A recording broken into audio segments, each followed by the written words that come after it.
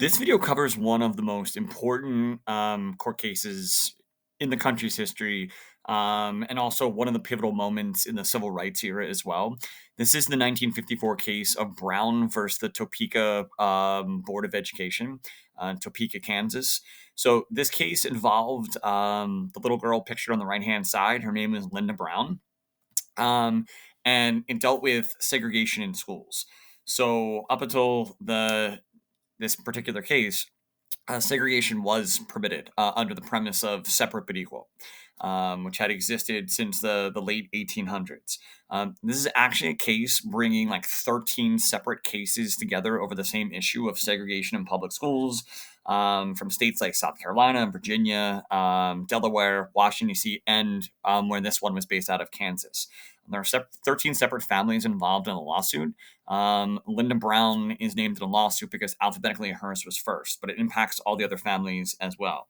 So Linda Brown was a third grade student that was forced to walk more than a mile away to her designated school for African American children, despite the fact that there was a school for white students only, literally at the end of her street. So her family sues. The case goes to the Supreme Court. And the question that the court is dealing with is whether segregation in schools is unconstitutional. This is a 14th Amendment Equal Protection Clause issue. Anytime there's discrimination alleged, we've talked about the fact that that's the amendment in the court case. The Supreme Court decided that yes, indeed, segregation in schools is unconstitutional.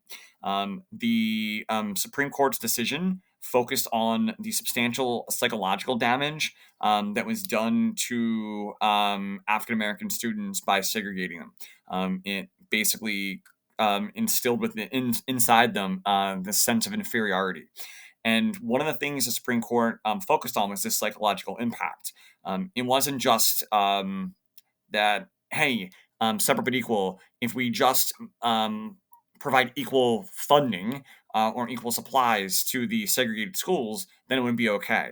Because one of the things that they wanted to focus on was that just the act of separate itself was enough to make this unconstitutional. So, the verdict itself was written in a way that states couldn't just get around it by trying to provide more funding towards these African American schools, because it focused on just the inherent psychological damage that was done by segregated schooling. So this ends segregation in all public schools across the United States. But remember, it only deals with segregation in public schools. Segregation in all other forms would be permitted until the 1964 Civil Rights Act, which we talked about in class. So obviously, Brown v. Board, significant 14th Amendment Equal Protection Clause case that ends legalized segregation in public schools across the United States.